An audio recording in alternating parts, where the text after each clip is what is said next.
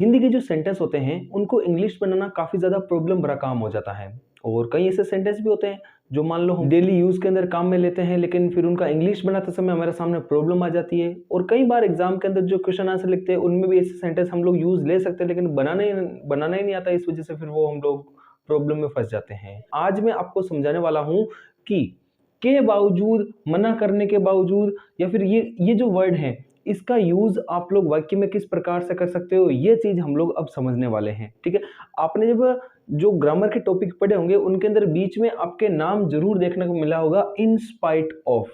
In spite of का मतलब होता है के बावजूद, और अगर वाक्य में मना करने का भाव है तो आप लोग रिफ्यूजल वर्ड लगा दो। तो हमारे जो सेंटेंस है, जैसे पिताजी के मना करने के बावजूद मैं मेले में गया, मम्मी के मना करने के बावजूद मैं दोस्तों के साथ खेल रहा था, तो ऐसे कई सारे एग्जाम्पल्स हैं जिनमें ऐसा भाव निकलता है कि ऐसा होने के बावजूद भी जो कार्रवाई है वो रुके नहीं, मान लो जो काम है वो रुका नहीं। तो ऐसे जो सेंटेंस है उनको हम लोग इंग्लिश किस प्रकार से बना सकते हैं, ये मैं यहाँ पर आपको बताने वाला हूँ, तो बने रहिए वीडियो के साथ में। जैसे पिताजी के मना करने के बावजूद मैं जयपुर गया, पिताजी ने मना किया उसके बावजूद भी मैं जयपुर गया, तो आपको सबसे पहले इन सेंटेंस में ये वाला भाव देना है। तो मैं यहाँ पर सबसे पहले लिख दूंगा इन स्पाइट ऑफ। ठीक है, अब कोई ना कोई तो मना करेगा सेंटेंस के अंदर, तो आप उसको ले लो। जैसे एग्जांपल के तौर पर यहाँ पर पिताजी मना कर रहे हैं, तो इन स्पाइट ऑफ मैं लिखूंगा father's refusal. In spite of father's refusal मैं वहां गया। तो आगे रिफ्यूजल वर्ड के बाद में जो टेंस बेस्ड सेंटेंस है, जिस टेंस में वाक्य बोला गया है उसी टेंस में आप लोग वाक्य आगे लिख दो। तो मैं यहां पर लिख दूंगा आई वेंट जयपुर,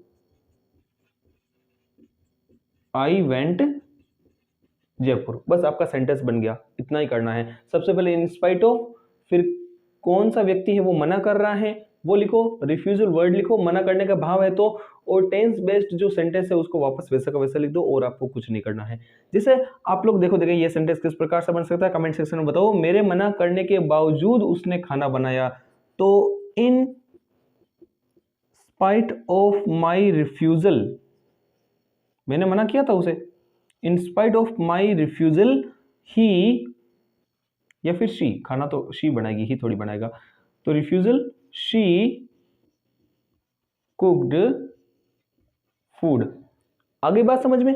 अब ये एग्जांपल मैं इसी प्रकार से आपके लिए बनाने के लिए रख रहा हूं। आपको बनाना है मेरे आदेश के बावजूद उसने आक्रमण किया। वीडियो को पॉज कर दीजिए, मैं आगे बढ़ा रहा हूं, तब तक के लिए आप लोग बनाओ और कमेंट में लिखो कि क्या सेंटेंस बन रहा है। उसके बाद में इसको आगे वीडियो को देख लेना। मेरे आदेश के बावजूद उसने आक्रमण किया, तो मेरे आदेश इन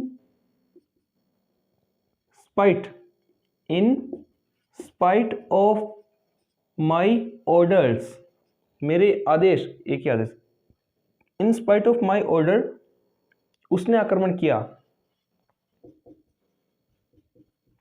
ही अटैक्ड। तो ऐसे सेंटेंस हैं जो मान लो आपके इंग्लिश में कहीं ज्यादा यूज आ सकते हैं।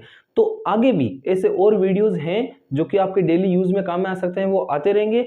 अदर ग्रामर के जो भी टॉपिक्स हैं, जैसे डायरेक्ट इनडायरेक्ट, एक्टिव पैसिव, चाहे कोई भी टॉपिक ले लो, आपको लिंक डिस्क्रिप्शन में मिल जाएगा, आप वहां पर जाकर अच्छे से चीजों को समझ सकते हो।